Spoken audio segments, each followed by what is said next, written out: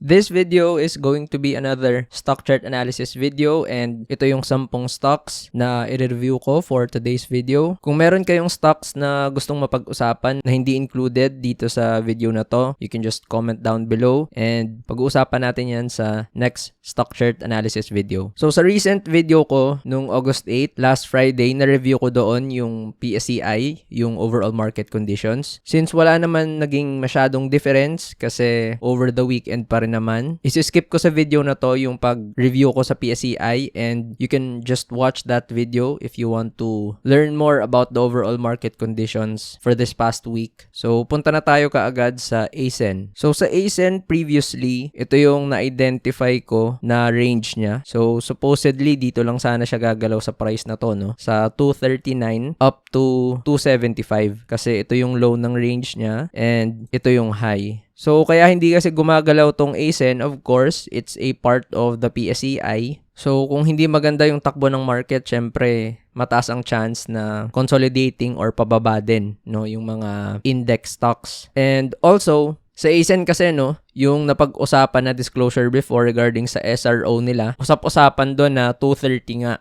yung SRO price. And several times kasi na-mention, no, sa mga interviews na ginawa ng executives nila publicly na around September to October daw nila planong matapos yung SRO. So, it's already midweek August. So, just a few weeks na lang, no, or less than 2 months before yung sinasabi nilang matatapos yung SRO. Eh kung 230 yun, so parang mukhang lumalapit yung price doon, no? I think wala masyadong buyers para mapataas tong ASEN above this range, lalo na at papalapit yung SRO. So, recently nga, nagkaroon siya ng breakdown, no? Nung August 7, Thursday, tapos August 8, Friday. So, bumaba siya ng price ng 239. So, buti na lang medyo nagkaroon ng buying pressure para hindi matuloy yung breakdown and napaklose pa rin sa loob ng range. So, somehow nag-act as strong support yung 239 na level, pero nakaabot siya ng 2.34, no? Since 275 is the upper part of the range, syempre ito yung i-consider natin na R1. So, yan yung pinakauna nating resistance. But of course,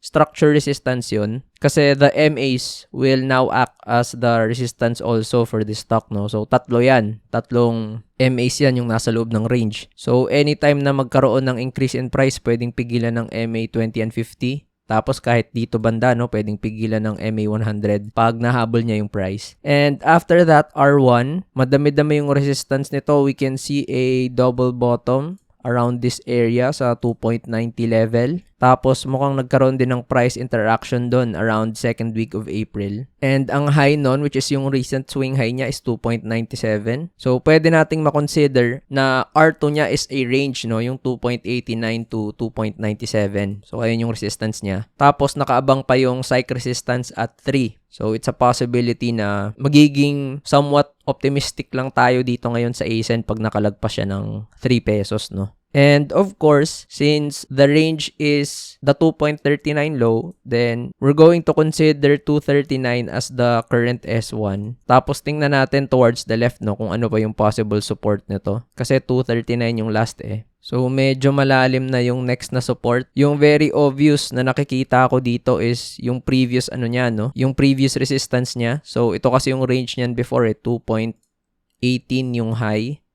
Tapos, nagkakaroon siya ng double top dito sa 2.13. So, ibig sabihin, it's a possibility na range din yung S2 niya, no? So, 214 and 218. So, ayan, range natin is 2.14 and 2.18. So, ibig sabihin nito, if yung ASEN magpatuloy yung drop niya or yung selling pressure, no? Ang sabi, 230 yung SRO price. So, it's possible na maging support yung 230. Pero, no, even if after the SRO, kung bearish pa rin or malakas pa rin yung selling pressure, then I'd expect na abutin niya talaga yung S2 na support. So, mas leaning on more ako na mas strong support tong S2 kapag nag-breakdown siya sa S1. So, right now, it's really not a good look for ASEN. So, inaasahan ko sana nito mag-breakout siya sa 2.75 kahit papano para magkaroon ng slight bullishness. Pero sa ngayon, it's either consolidate lang talaga or breakdown further. So, next stock, CBC. So, sa CBC, currently in a short-term consolidation. So, ito yung kanyang range. And the high of that range is 67.30. So, ibig sabihin, 67.30 din yung R1 natin. And considering the price of around 70 as R2, and the reason for that is because meron tayong previous support dito. Tapos, naging na siyang role reversal, so resistance, no? And bukod dun sa structure resistances niya, nakaabang agad yung MA50 and even possibly MA100 pag nagtagal yung consolidation. Kasi pag nagtagal yung consolidation, eventually, hahabol din naman yung MA100 dyan. And for the support, 6180 is the bottom part of the range. So, syempre, yan ang i-consider natin as S1. And for S2, so, medyo malalim yung next na support niya. Dito siya last time nagkaroon ng pullback, no, after niya mag-breakout. So, around 58.50. So, S2 at 58.50.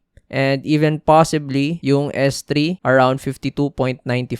S1, S2, and S3. So, much like ASIN, no, yung CBC is also not looking good because nasa consolidation siya, pero yung overall movement niya sa big picture is on a downtrend, no? Ever since yung breakdown niya nung May 13, naging totally bearish na yung stock. So, basically, in hindsight, ito palang nangyaring consolidation niya is distributive na yung pattern na nangyari. So, this just goes to show, no, na hindi ibig sabihin na very bullish ang stock, maganda yung galaw niya, nasama siya sa index. So, the reason why nag-run up kasi ito nung January 31 is because a week before this date, nagkaroon siya ng inclusion sa index, no? Naging part siya ng PSEI. So, kung mapapansin nyo, yung movement nitong CBC, para siyang ascending triangle or possibly a rising wedge. So, sa mga ganito kasing pattern, somehow bullish siya, no? Kasi every time nagkakaroon ng selling at pumupunta yung price sa trend line, tumataas yung price. So, ibig sabihin nagkakaroon ng buyers. Kaso nga lang, nag-breakdown nung May 13, tapos nagkaroon ng sunod-sunod na bentahan and hindi na siya nakahabol. So, that's the reason na yung CBC is bumaba yung price. So, naging distribution na yung nangyari dito sa CBC. Although, very bullish siya na ng galaw dyan, no? Siguro kung nakapag-breakout to sa 95 price area tapos hindi bumaba ng 95, umabot to ng 100 plus. Kaso, hindi nangyari. So, ganun talaga, no? Gaya ng lagi kong sinasabi sa stock market, probability lang yan. So, kahit pa 70-80% bullish tayo sa isang stock, andun pa rin yung 20%, 30% chance na hindi masusunod yung bias mo. So, ngayon sa CBC, para sa akin, no, para magkaroon siya ng buhay or magkaroon ng bullishness, kailangan niya talagang malagpasan yung R2. Kasi pag nag-breakout siya sa R2, which is above 70 price area, most likely short-term uptrend na siya nun. And pag nag-consolidate yan above 70, pwede siyang mag-transition into a medium-term uptrend. Pero sa tingin ko, mahirapan na tong makabalik sa price na 90 above, no? Lalo na kung walang masyadong malakas na buying pressure or sentiment. And hindi rin nakakatulong na sobrang baba ng volume niya, no, for the past few months. So, ibig sabihin, wala talagang masyadong buying na nangyari. So, next up dito. So, sa dito, na-review ko to before. So, not sure kung bakit natanggal yung mga key drawings ko dito ng mga lines. Pero I've reviewed this several times already and alam nyo naman na very crucial or important yung 115 to 118 na price area. Kasi nagkaroon tayo dyan ng triple bottom and yun talaga yung very crucial support niya. And kung mapapansin nyo, ayun talaga yung naging resistance niya for several times already. So, hindi talaga nakakalagpas yung price dyan. So, gaya ng lagi kong sinasabi, no? Siguro the earliest time this year that I reviewed the stock around March to April siguro. So, around this time. So, sinasabi ko na mahirapan tong stock na to mag-above ng 170 or 180. Kasi during this time, ang dami na kaagad nakaabang na resistances, no? May resistance tayo sa 1.56 na area, may resistance tayo sa 1.85, and during this period, lahat ng MAs nasa taas pa ng price. So, magiging siyang resistance. And hanggang sa lumipas na, no? Yung mga weeks, yung mga months, yung dito talaga pababa ng pababa yung price. And eventually, ito nga, nahirapan na siyang makalagpas sa 1.15, 1.18. So, I'd consider this area as R1 agad, syempre. Tapos, yung R2 natin is 1.27 kasi meron tayo dyan previous support and then kita naman natin nagka-roll reversal tas naging resistance agad siya nung June 9. So R2 ito. So that means in the event no na malagpasan ng dito yung 1.27, dun lang ako magiging optimistic sa kanya na pwede niyang makontinue yung trend upwards. Pero sa ngayon, ang nakikita ko lang dito, ito yung mangyayari sa kanya, no? Magkakaroon ng maliit na consolidation, tapos price spike, tapos magkakaroon ng bentahan. So, ang nangyayari sa kanya is sell on rally lang, no? Every time prices go up, a few percentages na bebentahan siya. And sa ngayon, looks like it's moving in a channel. So, kung babasehan natin ito as point A, tapos ito yung point B niya sa 1.18, 1.15, makikita natin na sinusundan ng dito yung downward move na to, no? So, ito yung naging support niya several times already, yung bottom part ng channel. So, ibig sabihin yan, in order to negate yung downward move nito ng dito, kailangan makalagpas siya sa above ng trend line na to, no? Kaso lang, nakaabang talaga yung strong structure resistance niya sa 1.15, 1.18. Although may confluence, no? So, siguro yung deciding factor dito sa stock na to is kung magko-consolidate siya dito sa loob ng space na to and then hahabol yung MA100 near this area. Tapos, in one move or in just a few days, kailangan niya mag-breakout sa trend line, mag-breakout sa MA100, and mag-breakout sa 1.18. So, pag nagawa niya yan, possible reversal nitong trend niya. Tapos, dito siya magkaroon ng consolidation and finally, kung magbe-breakout siya dito, doon ako magiging optimistic. Pero sobrang hirap, no? Kasi very sentiment-driven yung stock na to. Kung walang good news, kung walang hype, walang pumapasok na buying pressure kasi syempre, wala silang earnings, no? Or very low, tapos wala silang dividend. So, basically, investors hindi papasukin tong stock na to. Since hindi maganda, no, yung mga future valuations niya. So, of course, mahirapan siya kung traders lang. Kung traders lang papasok dito, lalaging chupet scalp or onting gains lang, bebentahan agad yan. So, kita nyo yung nangyari dito sa area na to. Nagkaroon siya ng consolidation near the trend line. So, most likely may mga pumasok dito. Tapos, nabentahan lang din agad nung nasa around 1.15, 1.18 price area na siya. Kasi syempre, 18% gain na yan sa loob ng 3 to 5 days, diba? Sinong trader yung ayaw dyan? No? Lalo na yung mga swing or range traders, diba? So, nabibentahan lang din ulit siya. So, ngayon, it's a possibility na pag humina pa yung dito siya pumunta sa bottom part ng trend line. Pero hindi ibig sabihin nun na pag nakahanap siya ng support dito, tataas naman siya dito sa kanyang upper part ng trend line, no? So, hindi ganun yun. Ang sinasabi lang ng downward channel is that most likely yung susundan niyang movement is itong space. So, hindi niya sinasabi na pag bumababa sa bottom part ng trend line, automatic tataas siya dito sa upper part tas bababa ulit, no? Ang gusto nitong sabihin is downward yung move around this space. Pero kung lalagyan naman natin ng mga structure supports, so syempre 0.97 to 0.99. So somewhere around this area yung ating S1, no? Kasi ayan yung structure support niya recently. And below 0.97, tingin tayo towards the left para sa iba pang support niya. So sobrang lalim na pala ng next na support nito. Ang nakikita ko dito na lowest price is 0.94.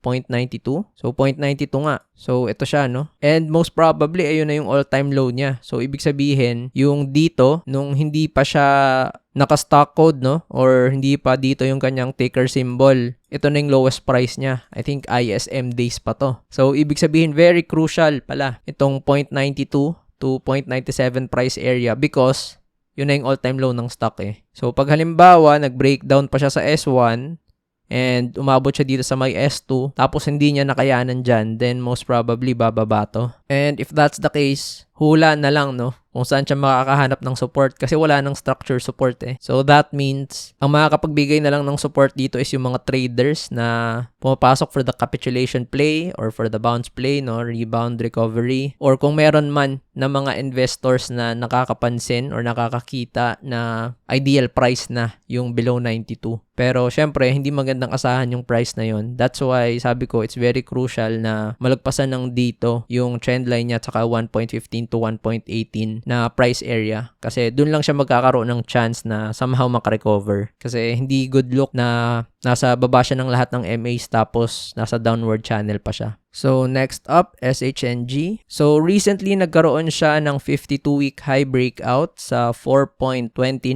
na resistance. So, ito yung resistance natin and nag-breakout siya sa August 1. Kaso, nagkaroon ng bentahan and bumalik siya sa ilalim ng range niya, no? So, hindi nag-act as support itong 4.29 kasi umabot yung price ng 4.23. So, hindi ko i-consider yan as current support. Ang i-consider ko na current support niya is itong range na to. So, mukhang dito siya nagkaroon ng support eh. Ayan, twice. So, 4.25. So, ibig sabihin, 4.25 yung kanyang S1 ngayon. And the bottom part of the range is 4.15. So, yan ang i-consider natin as S2. So, pag hindi pa nakarecover yung Shang Properties, no? Kung hindi siya mag-above ng 4.39 soon, then I see it either consolidating around this area or pwede siyang bumaba, no? Dito sa S2. Or dito siya makahanap ng consolidation. So, tingnan natin kung bakit nag-resist yung 450. So, of course, yung 450 na yung R1 natin. Pero tingnan natin sa left side kung may price interaction ba. Kaya siya nagkaroon ng bentahan dyan. So, since 2015, wala pa naman akong nakikita. Although, merong very obvious na pagtaas ng price dito, around 4.90. So, pwede natin i-consider agad to as R2. Pero mukhang malayo pa yung 450, sa 4.90. So, unlikely na ito yung naging basis ng selling. So, tingin pa tayo towards the left. So, actually, wala na pala, no? So, ibig sabihin, mukhang either profit taking yung nangyari dito because yung mga taong nakakuha around April to May, up na sila ng 13%. So, possibly, nagbenta na ng stock na to at nalipat sa ibang stocks, no? So, may mga nagrebalancing siguro ng portfolio or probably nababagalan sa Shang Properties kaya nagkabenta na despite medyo mababa pa, no? Yung 13%.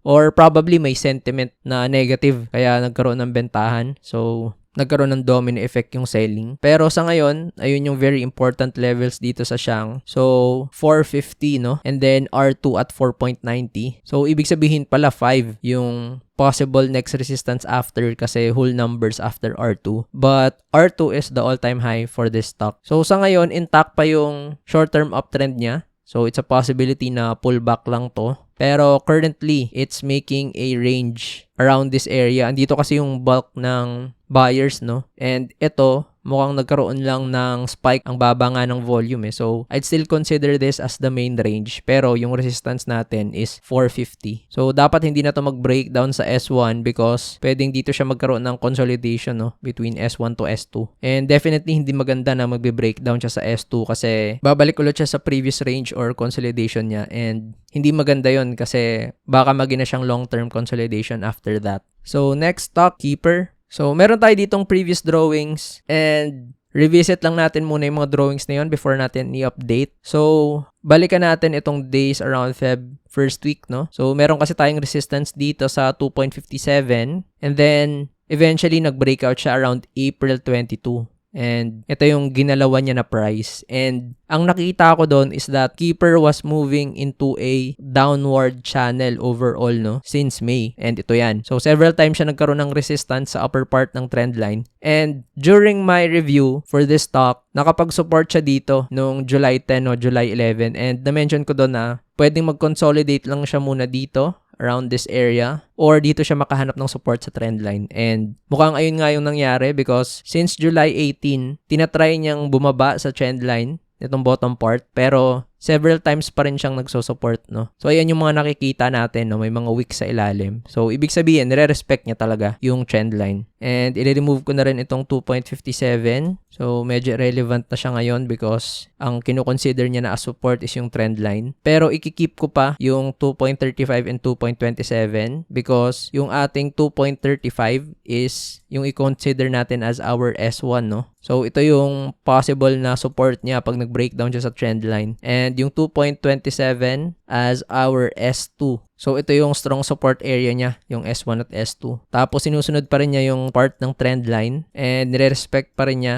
yung upper part ng trend line. So, ngayon, dito sa Keeper, medyo bearish pa rin yung itsura ng stock because hindi pa rin siya nakakalagpas no sa downward move ng channel na to. So ang ginagawa lang niya is nag-consolidate lang siya somewhere in the middle of the channel. So hindi ibig sabihin nito na bullish na kasi anytime naman pwedeng magkaroon ng selling tapos bumaba yung price. So it's too early to say na uptrend na siya or bullish kasi kakalabas pa lang niya ng MA20 pero yung move ng MA20 sideways pa rin no? Kasi technically consolidation pa siya ng much larger kasi ito yung box pero it's making a tight consolidation around this area. So para sa akin, for me to consider Keeper as moving into an upward direction or up move, kailangan makalabas siya dito sa upper part ng trend line. So for me, that's the only way na mako-consider ko siya as uptrend kasi masyado pang maaga ngayon and nakaabang pa dito yung MA50 and MA100 no. So ibig sabihin pwedeng makalabas siya sa box na to tapos mag-resist lang tong area na to and then bumaba siya ulit or mag-consolidate siya somewhere around this area. So I think kung may sentiment na positive, then most definitely pwedeng magtulak yun sa Keeper pataas kasi nakikita ko naman na kaya niyang i-achieve yung mga ganung galaw kasi magaan lang naman tong stock na to and kung mapapansin nyo, kaya niyang mag-move ng more than 10%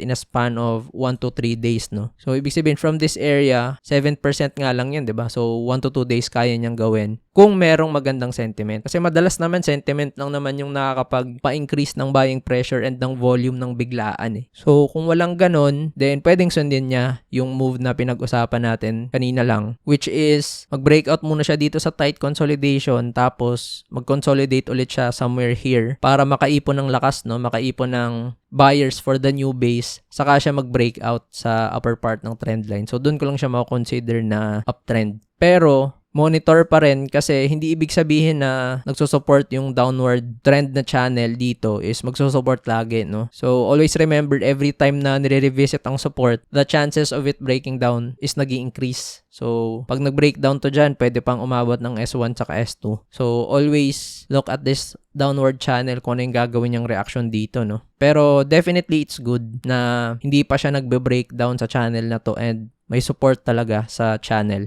So, next up, RLC. So, sa RLC, I've covered this before sa 24K to 1M na videos because I actually traded this stock. Pero sa ngayon, wala na akong hawak ng RLC. So, if you want to know why or if you want to check out my trading idea sa RLC, you can watch that sa 24K to 1M videos where I talk about my current holdings and where I talk about how I traded specific stocks, no? Pinag-uusapan ko dun yung trade dissections ko and I also talk about my current watch list specifically for the 24K to 1M portfolio, no? Kung ano yung mga inaabangan ko na stock. So, dito sa RLC, definitely the stock is still in an uptrend. So, kita naman natin yan. Above pa rin siya ng MA20. And the MA20 is still supporting the stock, no? So, twice already. And separate instances yan. So, I'm considering, of course, the MA20 as a good support for this stock. Pero kung pag-uusapan natin yung structure support niya, then I will consider this area around 14 as the strong structure support. So, I'd consider this as S2 and possibly a minor support dito sa 1450 kasi dito naman talaga siya nagso-support ngayon, no? So, S1 yan and ito yung S2. And sakto nakaabang doon yung MA50.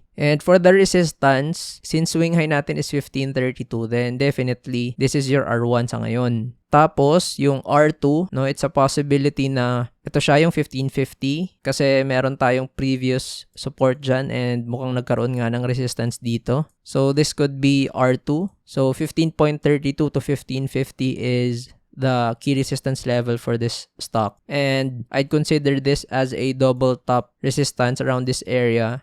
So, 16.74 and 1650. So, ito yung consider ko as R3. So, yan yung current levels ng RLC. So, sa ngayon, the trend is intact, gaya ng sabi ko. Pero kung hindi niya malalagpasan yung 15.32 at 15.50 na price area, then I see it just consolidating dito sa R1 and S1, no, between that price. So, until magkaroon ng mas malakas na sentiment or buying pressure for it to break out from R1 and R2. And definitely, kailangan niyang gawin yon because if it doesn't break out from this price soon, no, within the trading week or next week, magta-transition to into a short-term consolidation. So, next up, FCG. So, sa FCG, I see a trend line here and mukhang nire-respect niya ngayon. So, there are several instances na nagiging resistance itong trend line. And dito sa part na to, so you can either consider this as a downward channel or pwede na natin makonsider as a descending triangle, no?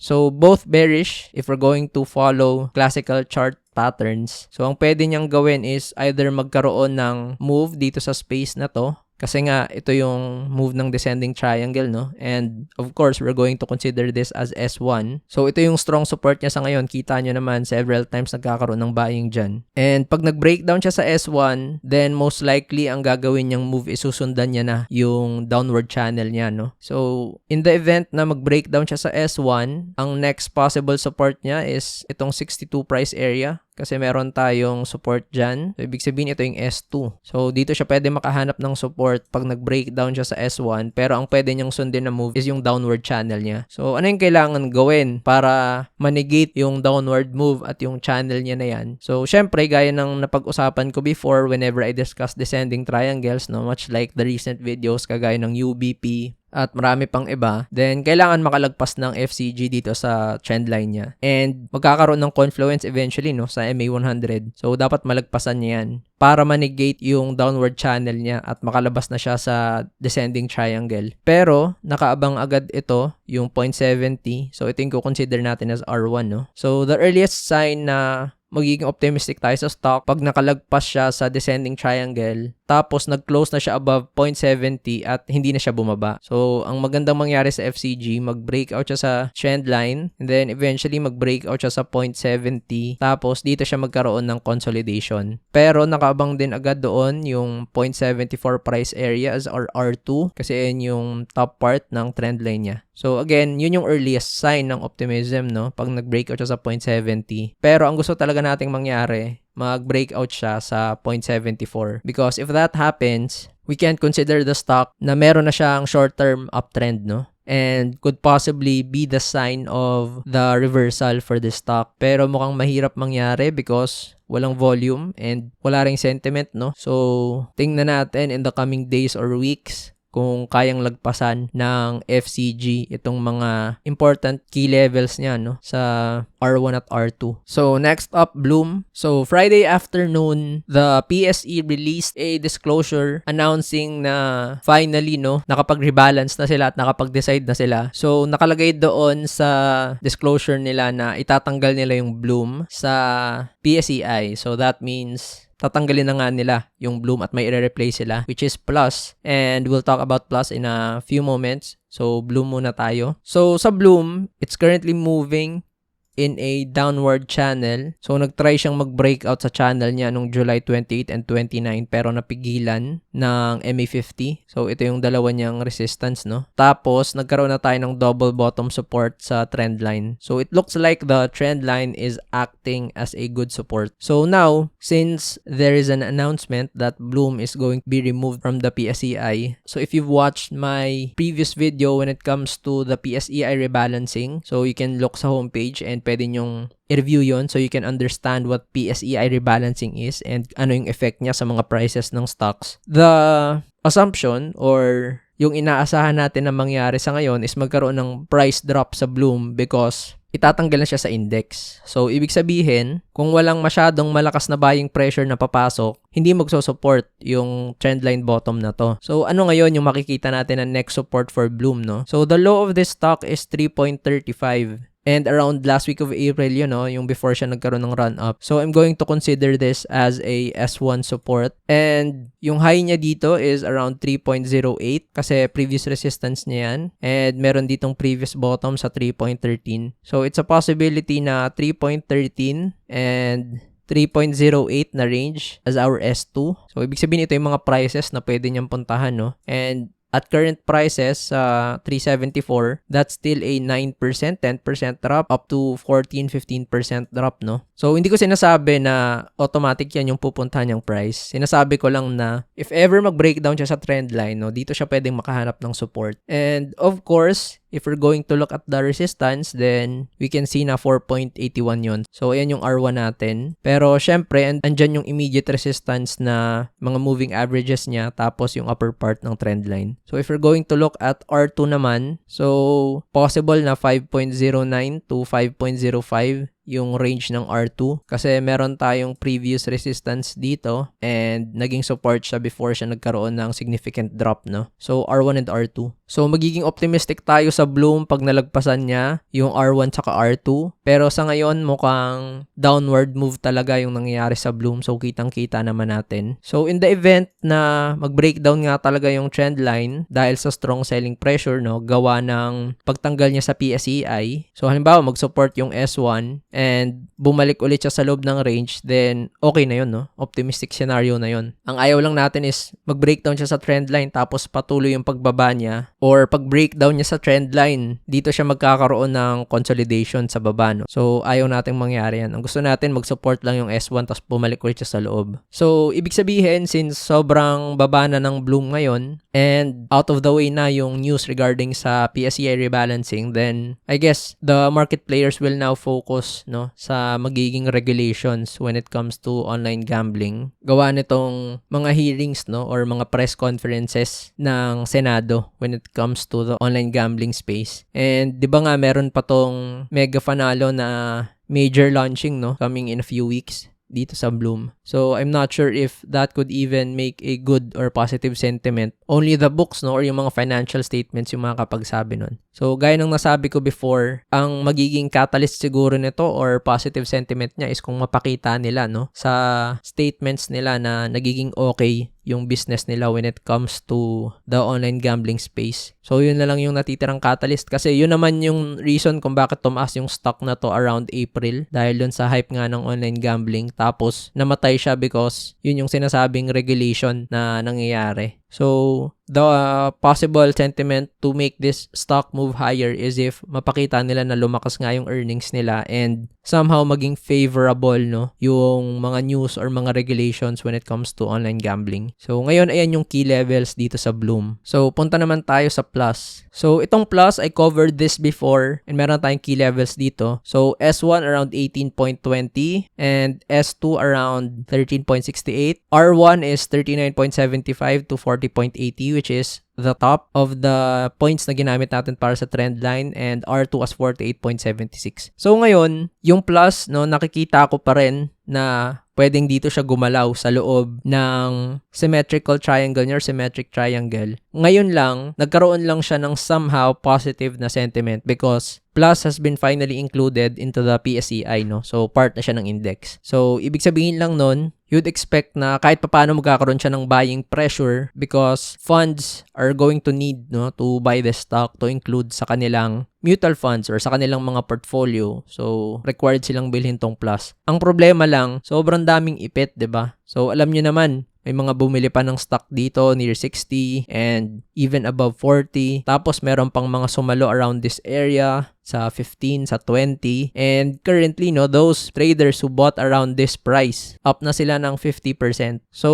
ang pwedeng mangyari, okay, tataas yung stock because merong buying pressure. Pero baka gamitin yun, no, as an opportunity for the traders or the fund managers na nakabili sa ilalim to exit their stock, diba? Kasi alam nilang magkakaroon ng liquidity eh. And pwedeng yun yung maging reason kung ba't mag-cut loss yung mga nakakuha sa taas, no, kapag nag-increase talaga yung price ng plus. So, although it's somewhat a good news na part na siya ng PSEI, alam mo kasing magiging reason yun eh, no? Kung saan pwedeng magbenta yung mga tao ng holdings nila, yung mga nakuha sa ilalim. So, ako parang hindi pa rin ako bullish or hindi pa rin ako optimistic at confident sa magiging galaw ng plus, no? Kasi imposible na tumaas tong stock na to hanggang 39.75 siguro na walang nagbebenta, no? So, sa buong galaw ng plus na to, parang never pa siyang nagkaroon ng ceiling, eh. Puro flooring lang yung nangyari. So, syempre, you won't expect na ma-maintain niya yung ganong price kasi for that move to happen, kailangan sobrang lakas ng buying pressure tapos wala talagang gustong magbenta. So, ang tanong, is the PSEI inclusion already enough sentiment, no, or reason para hindi magbenta yung mga tao, no, kahit yung mga ipit or kahit yung mga nakuha sa ilalim. So, yun yung kailangan yung bantayan because whenever traders are up more than 20%, dapat lagi ka nang nag-expect na pwedeng magkaroon ng selling eh, 'di ba? Kasi profit-taking levels 'yan eh. Paano pa pag 50%, 70%, 80% na sila, 'di ba? Kaya kung mapapansin nyo, yung plus, no, yung umabot yung price around 40, nagkaroon ng malakas na bentahan tapos bumaba lang din, 'di ba? So, tingnan natin kung enough catalyst na ba yung PSEI inclusion para mapagalaw yung plus. Pero sa ngayon, no, technically, I see it moving inside the space of the symmetrical triangle. And magiging sobrang optimistic siguro ako sa plus pag nalagpasan niya tong R1. Pero mukhang mahirap, no? Kasi ang daming resistances, nakaabang yung MAs, tapos andyan pa yung profit taking at break even and cut loss ng karamihan ng mga market players. So, tingnan natin, worth monitoring, no? Baka magkaroon siya ng mga possible plays kung saan pwede natin siyang matrade. So, last stock, RCR. So, itong RCR, supposedly, no, pinag-usap-usapan na RCR dapat yung ipapasok sa PSEI because compared to Plus, it's much stable, less volatile, no, mas clear yung income potential. Kasi andun yung takot na pag na-include yung Plus sa PSEI tapos magkaroon ng overregulation or total ban, that's a bad look, no, sa market natin. Kasi may stock nakakapasok pa lang sa PSEI tapos totally magkakaroon ng depreciation, no, sa income niya or sa prices niya. Kaya nga tayo gumagawa ng PSEI because it's there to monitor or give a snapshot ng pinakamalalaki at most active na companies or corporations sa stock exchange. Tapos merong papasok na stock na hindi maganda yung galaw, no, at hindi magiging okay yung income. So siguro kaya din nagkaroon ng very meticulous na mga meetings, no, at sobrang tagal nilang pinag-isipan kung ano ba talaga yung gagawin nila sa PSEI rebalancing. So, finally, nakapag-decide nga sila na plus yung ipapasok. So, hindi yung RCR. So, titingnan natin kung ano yung mangyari sa RCR, no? Kasi baka may mga ibang market players na pumasok sa RCR solely because of the bet, no, na RCR yung papasok sa PSEI. So, tingnan natin kung ano yung mangyari dito sa RCR in the coming days. Pero sa ngayon, if we're going to look sa technical side niya, the resistance is 8.30. So, ito yung R1. And after that, meron tayong next resistance na possible around this area, 850, kasi may previous support tapos may resistance. So, you might consider that as R2. And yung kanyang ATH, no, sa 8.95. So, ayan yung important levels moving higher ng RCR. Tapos, sa atin namang support, 8.02. I can consider that as a possible support area since previous range siya. So, S1 yan. And this price area din kasi previous range natin around 7.63. So, that's your S2. So, ibig sabihin, ang pwedeng gawin ng RCR, magkaroon siya ng consolidation, no, between 8.30 and S1 before moving higher kung overall bullish pa yung mga market players dito. Pero kung hindi, it's a possibility na mag-breakdown siya sa S1 and dito siya magkaroon ng consolidation between S1 and S2 or it may revisit S2 pag hindi nag-support yung MA20, no? Baka may mga mag-exit na ng position nila sa RCR because in-expect nila na papasok nga sa PSEI tapos hindi nangyari. So, currently, meron tayong inaabangan na X-date for RCR. So, that's around 3rd week ng August, no? August 22. And may cash div na 1.28%. So, ibig sabihin, by August 22, you'd expect a drop of around 1.28%. So, less than 2%. So, if RCR maintains the current levels and mag-drop because of the X date, then still, above pa rin siya ng 8 and above S1. So, dapat lang na hindi magkaroon ng bentahan this August, no? This month, na below ng S1. Kasi if below S1, tas pumasok yung 2% drop, near 2% drop during the X date, then pwede niya ngang i-revisit yung S2. So, those are the current levels for RCR. So, ayun lang. That ends the stock chart analysis video for today. And again, kung meron kayong mga stocks na gustong mapag-usapan, you can just comment down below. And pag-uusapan ko yan sa next stock chart analysis. You can also review my past videos, past stock chart analysis videos. So, I'll paste it somewhere dito sa screen, both left and right. And pwede nyo rin i-visit yung homepage, no? And hanapin nyo doon specifically yung mga past reviews ko ng mga stock dito para masundan nyo yung overall analysis, no? In the past, para masundan nyo yung mga expectations natin before. So, ayun lang ulit and thank you for watching this video.